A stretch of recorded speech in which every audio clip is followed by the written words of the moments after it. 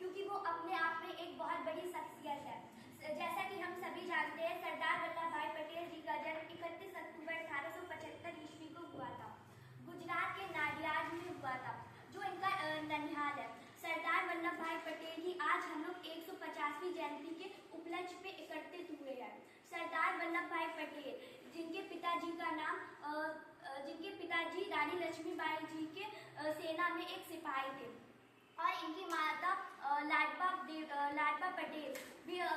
पटेल और इनकी शिक्षा पर इनकी माता और पिता ने शुरुआत से ही बहुत ज़्यादा रुचि रखी है, क्योंकि इन्होंने हमेशा से ही अपने जीवन में एकता को ही सब कुछ माना है, और इनके विचार थे कि एकता ही अखंडता होती है। जो एकता, अगर हम लोग एकत्रित रहेंगे तो कोई भी हमें अलग नहीं कर सकता, क्योंकि इनके एक कथन है कि अगर हम लोग डूब रहे हो, अगर हम लोग नाव में डूब रहे हो, लेकिन उसमें जो लोग हैं, उसमें जो लोग सवार है, वो अगर एकत्रित हो जाएंगे तो वो उसको भी पार लगा सकते हैं।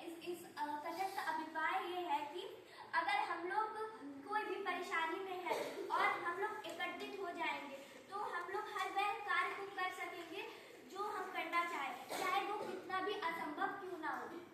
सरदार वल्लभ भाई पटेल, जिन्हें हम लोग लौह पुरुष कहते हैं, लौह पुरुष ये नाम पाने के लिए उन्होंने बहुत ज्यादा महान कार्य किए हैं। उन्हें ऐसे ही लौह पुरुष नहीं कहा जाता। लौह पुरुष जिसका अर्थ होता है कि लोहे से, क्योंकि सरदार वल्लभ भाई पटेल के बारे में हम सभी लोग ने कुछ ना कुछ सुन रखा है। जो सरदार वल्लभ भाई पटेल जी है, उन्होंने अपने जीवन में इतने महान कार्य किए हैं कि उनके विषय में आज हम लोग एकत्रित होकर बातचीत कर रहे हैं, वार्तालाप कर रहे हैं। हम सभी अगर महान कार्य करेंगे तो हमारे जीवन के बारे में भी बात होगी, लेकिन उन्होंने इस मुकाम को पाने के लिए बहुत ज्यादा प्रयत्न किया है। सरदार वल्लभ भाई पटेल, जिन्होंने अपनी शिक्षा गुजरात में ही प्रारंभिक शिक्षा ग्रहण की थी, फिर उसके बाद वो लंदन चले गए। लंदन जाकर उन्होंने वहाँ पे बैरिस्ट्री की पढ़ाई की, फिर उसके बाद वो गुजरात लौटे।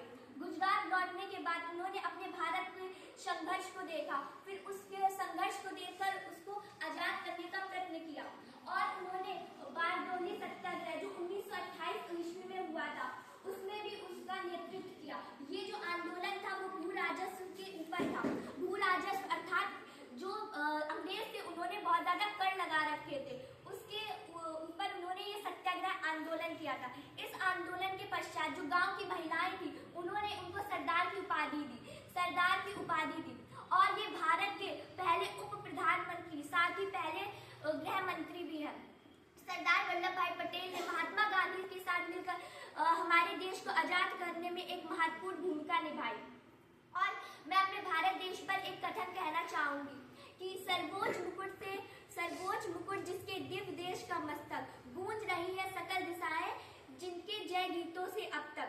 अर्थात जिनकी शान है, उनके ऊपर आज भी जो दिशाएं हैं वो उनकी जय गीतों से अभी भी गूंज रही हैं।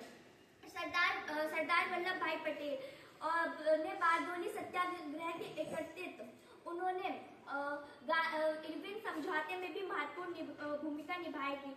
उन्होंने इस समझौते में नेतृत्व किया था, और इसी के साथ अपनी बारी को